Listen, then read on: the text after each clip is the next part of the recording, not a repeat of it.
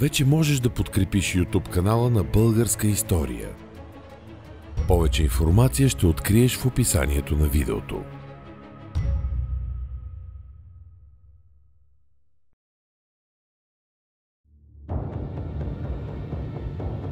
След пролетната офанзива на Южния фронт през 1917 година, на бойната линия настъпва затишие.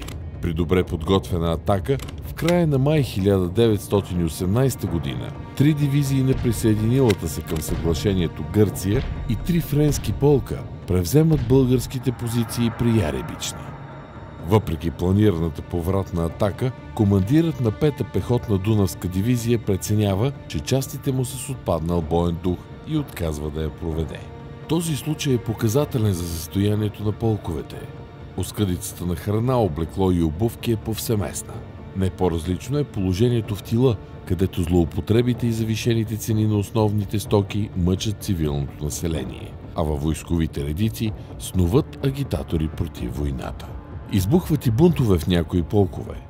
През месец юни 1918 година съглашенските войски на Балканите са поставени под командването на генерал Франше Депре, който разработва план за пробив на фронта. Участъкът на Добро поле е избран като най-подходящ за основен удар. Планирани са и 2 спомагателни при завоя на Черна и при Дойран.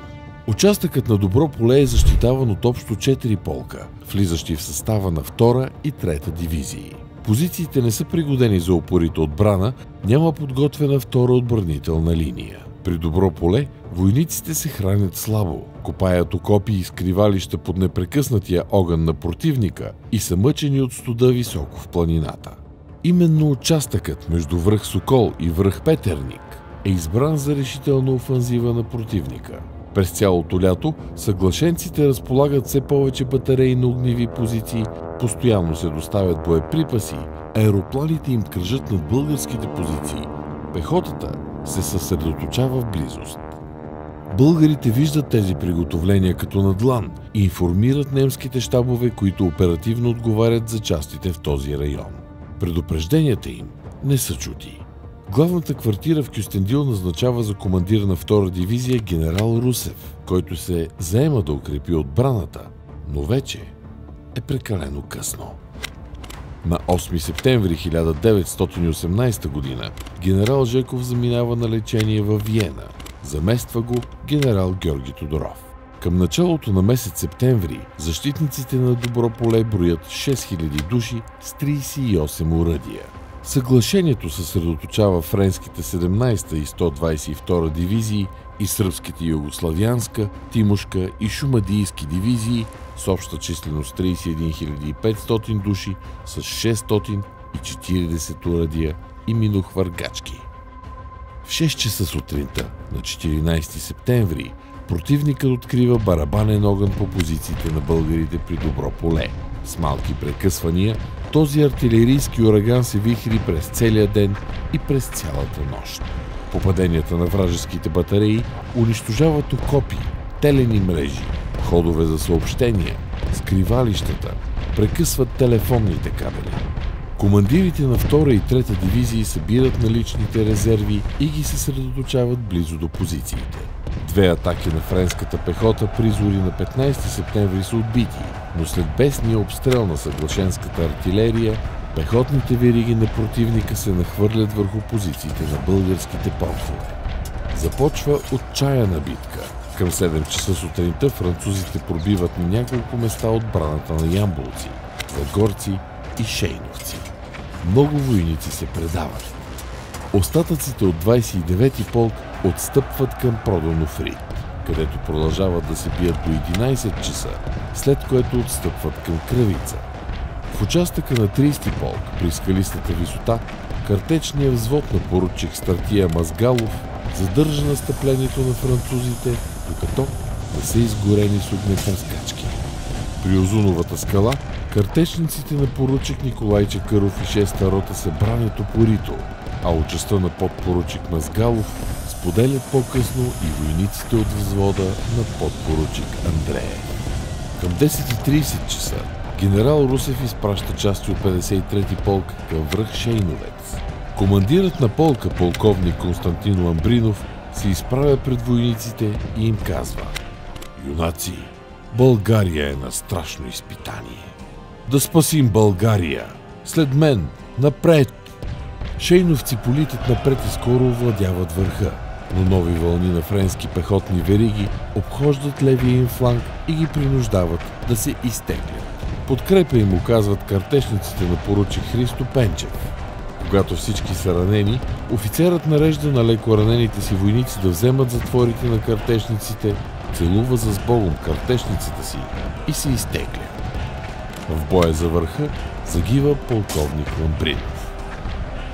Натискът на противника е неудържим, а защитниците, обходени или обкръжени, изоставят позиция след позиция. 10-ти пехотен полк се бие упорито и отстъпва само когато е застрашен флангът му. Частите западно от Добро поле удържат позициите си, но са принудени да се оттеглят, след като родопци компрометират флангът им. Вечерта на 15 септември полковете в района на пробива броят едва по няколко стотин бойци. На 16 септември боевете се водят на линията Градешница, Яребичник, Тунджански гребен, Голям Козяк, Преслав.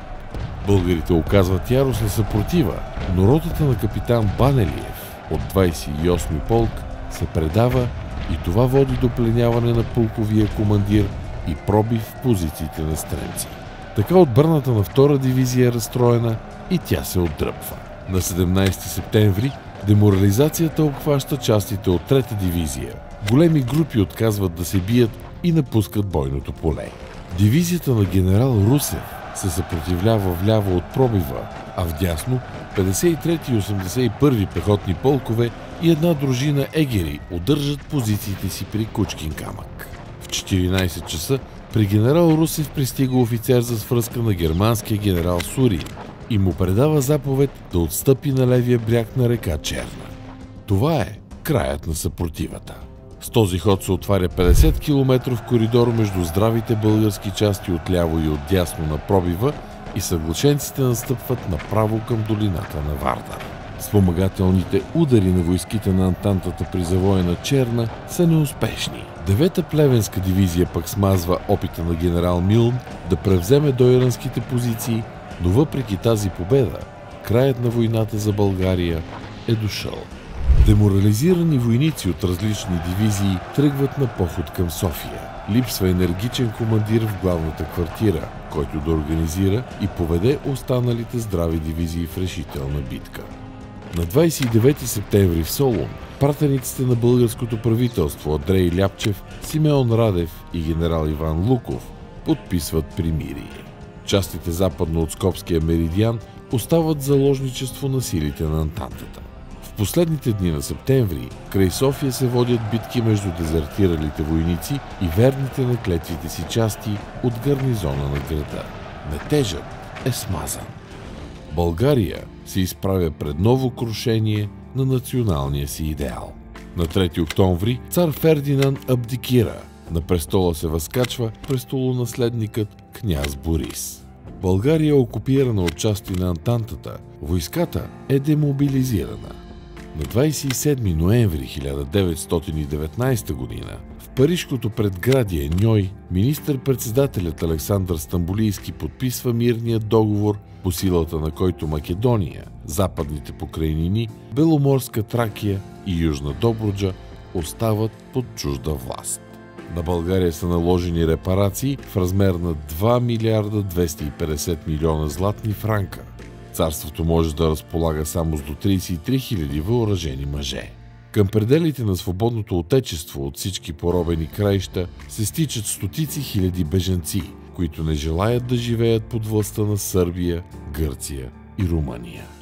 Поривът и устремът на българите за национално обединение в годините на Първата световна война коства 101 224 души убити и 155 026 ранени. Заедно с починалите по време на заложничеството офицери, подофицери и войници и жертвите на испанския грип, тъжната статистика достига 126 047 загинали.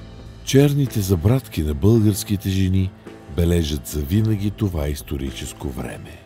Красивата мечта за обединена България е пречупена завинаги, а на целокупния български народ като тъмен вуал надвисва Ньойския мрак.